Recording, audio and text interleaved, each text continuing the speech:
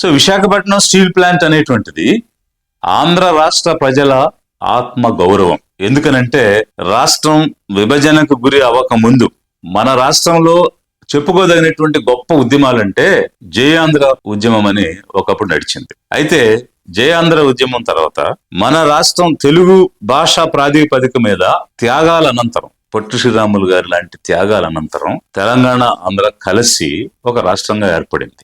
ఆ తర్వాత చెప్పుకోదగిన ప్రత్యేకమైనటువంటి ఉద్యమం ఏమిటి అని అంటే విశాఖ ఉక్కు ఆంధ్రుల హక్కు.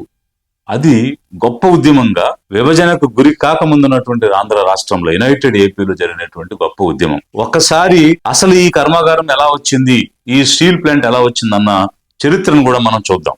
దేశం స్వతంత్రాన్ని సాధించినప్పుడు అప్పుడున్నటువంటి పాలకులు ఏం భావించారంటే ట్రికిల్ డౌన్ ఎఫెక్ట్, అంటే పెద్ద స్థాయిలో మనం పరిశ్రమలు స్థాపిద్దాం, ప్రాజెక్టులు నిర్మాణం చేద్దాం, దాని ద్వారా అభివృద్ధి చెందుతుంది. ఈ అభివృద్ధి కిందకు ట్రికిల్ అయి డౌన్ కి వెళ్లి గ్రామ స్థాయి వరకు కూడా అభివృద్ధిని సాధించగలుగుతామని ఒక సిద్ధాంతాన్ని అప్పుడు పాటించారు. దాన్ని మనం ట్రికిల్ డౌన్ ఎఫెక్ట్ అంటాం.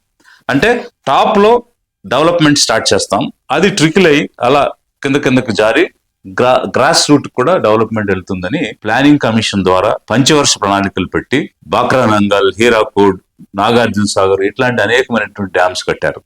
అప్పుడే పబ్లిక్ సెక్టర్ యూనిట్స్, మనది మిక్స్డ్ ఎకానమీ కాబట్టి ప్రైవేట్ సెక్టర్ ఉంది, పబ్లిక్ సెక్టర్ ఉంటుంది, గవర్నమెంట్ ఓన్డ్ హెవీ ప్లాంట్స్ అనేటువంటివి పెట్టడం, అలా మిక్స్డ్ ఎకానమీగా ఓన్లీ చైనా లాంటి దేశంలో కంప్లీట్ గా గవర్నమెంట్ ఓన్డ్ ఇండస్ట్రీస్ అనేటువంటి పరిస్థితి కాకుండా ప్రైవేటు పబ్లిక్ రెండు ఉండే విధంగా ఒక మిక్స్డ్ ఎకానమీ మన దేశానికి అనువైనది అని భావించారు.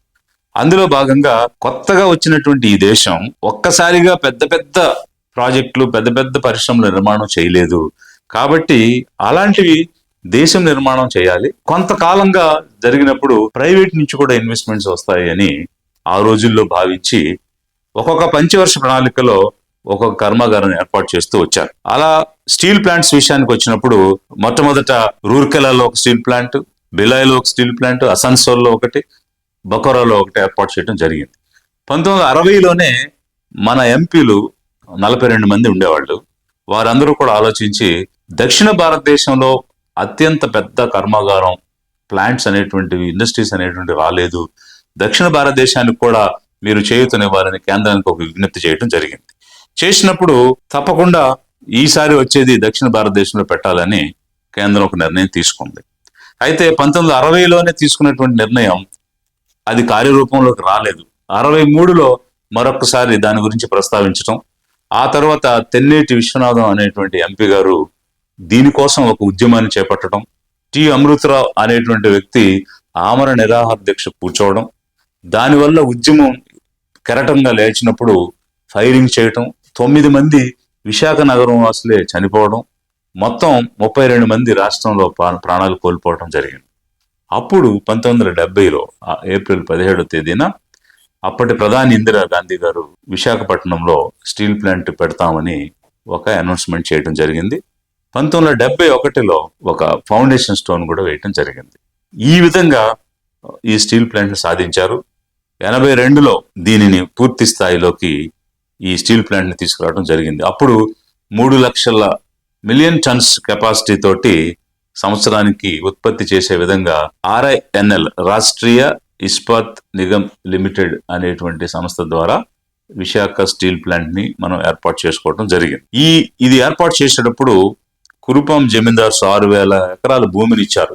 33,000 ఎకరాల భూమిని సేకరించి ఈ స్టీల్ ప్లాంట్ ని విశాఖపట్నంలో ఏర్పాటు చేయడం జరిగింది. ఈ స్టీల్ ప్లాంట్ లో 17,000 మంది డైరెక్ట్ ఎంప్లాయ్మెంట్ లో ఉన్నారు, పర్మనెంట్ ఎంప్లాయీస్ గా 16,000 మంది కాంట్రాక్ట్ ఎంప్లాయీస్ గా ఉన్నారు.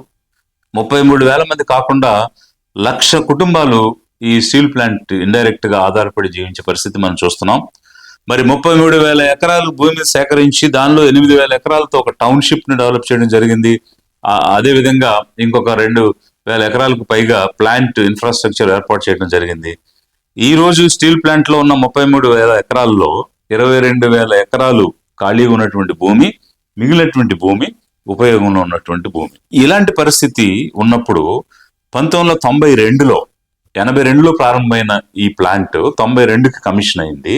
అప్పుడు 5,000 కోట్లు కేంద్ర ప్రభుత్వం ఇచ్చింది. అయితే అప్పటి నుంచి ఒక లాభాల పరంపర కొనసాగుతూనే వచ్చింది. వచ్చిన క్రమంలో 2009లో ఉన్నటువంటి ప్రధాని మన్మోహన్ సింగ్ గారు 3 లక్షల టన్నుల కెపాసిటీ ఉన్నటువంటి దాన్ని 6.5 లక్షల టన్నులకి పెంచాలనేటువంటి ఒక ప్రతిపాదన తీసుకుని వచ్చి 14,000 నుంచి 15,000 కోట్లు దీనికోసం అవసరం అవుతాయి అని ఒక ప్రతిపాదన తీసుకొచ్చారు. తీసుకొచ్చినప్పుడు కెపాసిటీ పెంచాలని చెప్పడం అయితే జరిగింది, కానీ ₹1 కూడా కేంద్రం నుంచి ఇచ్చినటువంటి పరిస్థితి లేదు. అలాంటి పరిస్థితిలో అప్పు చేసేటువంటి అవకాశాన్ని ఆ స్టీల్ ప్లాంట్ కి ఇవ్వడం జరిగింది. ఇచ్చినప్పుడు ఇంచుమించు 22,000 కోట్లు అప్పు చేసి 100% అడిషనల్ గా, అంటే 3 లక్షల టన్నులు ఉన్నదాన్ని 6 లక్షల టన్నులకి పెంచేటువంటి పరిస్థితిని, ప్రొడక్షన్ కెపాసిటీని పెంచుకోవడానికి అవకాశం ఇచ్చారు.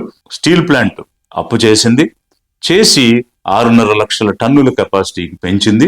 ఈ రోజు 7.3 million metric tons per annum production చేస్తూ ఉంది. ఇన్ని రకాలైనటువంటి వనరులు, ఇంత గొప్ప ట్రాక్ రికార్డు కలిగి 2010లోనే the first steel plant to attain ISO 9000 2009 status సంపాదించింది. 9001 ISO అని మొదలై ఈ రోజు ISO 50001 స్టేటస్ కు వచ్చింది. అదే విధంగా నవరత్నాలలో ఒకటిగా RINL ని కేంద్ర ప్రభుత్వం ప్రకటించింది.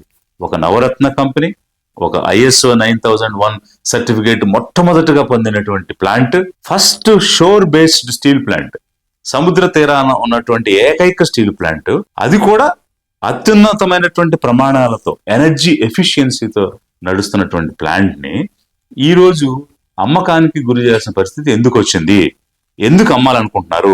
నిజంగా ఇది నష్టాల్లో ఉన్నందుకు అమ్మాలనుకుంటున్నారా, లేక ఎవరినైనా లాభాల్లోకి తీసుకెళ్లడానికి, ఎవరికైనా కట్టి పెట్టడానికి, ఎవరికైనా మేలు చేయడానికి, దాని ద్వారా లక్షల కోట్లు దోచుకోవడానికి అమ్మాలనుకుంటున్నారా? ఇది మన రాష్ట్ర ప్రజలు గమనించాల్సిన అంశం.